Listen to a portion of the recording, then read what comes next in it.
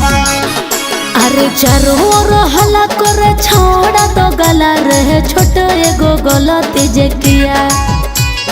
चारों ओर हल्ला करे छोड़ा तो गला रहे छोटे एगो गलती जे किया। यगे गाँव घरे करो छिया छिया गे फलानी धिया गिदर कैसे हलो बिना बिहार। यगे गाँव घरे करो छिया छिया गे फलानी धिया गिदर कैसे हलो बिना बिहार।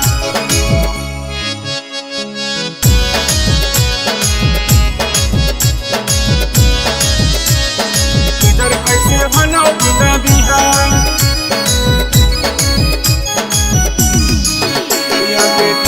घरे करो छिया छिया के फलानी धिया गिदर कैसे हलो बिना बिहार। गिदर कैसे हलो बिना बिहार।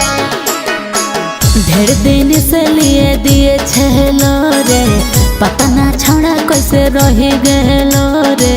गिदर कैसे हलो बिना बिहार। गे पहिले काहे नहीं दवाई ले गे अब गिदर संगे घरे खेले गे। रहो हले हरदम चढ़ल छौड़ा रे कहो हले बनाबो तोर पिया। अरे रहो हले हरदम चढ़ल छौड़ा रे कहो हले बनाबो तोर पिया। यगे गाँव घरे करो छिया छिया गे फलानी धिया गिदर कैसे हलो बिना बिहार।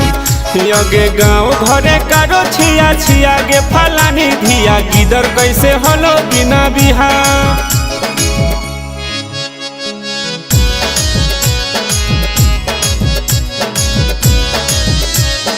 गिदर कैसे हलो बिना बिहार।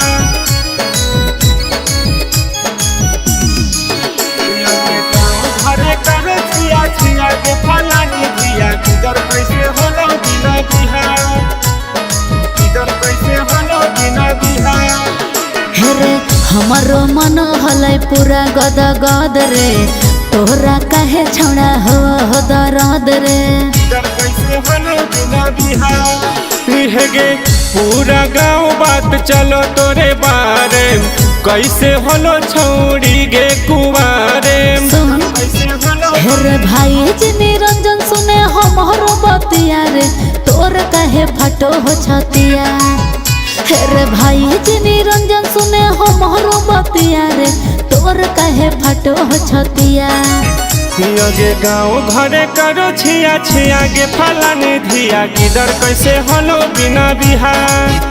यगे गाँव घरे करो छिया छिया गे फलानी धिया गिदर कैसे हलो बिना बिहार।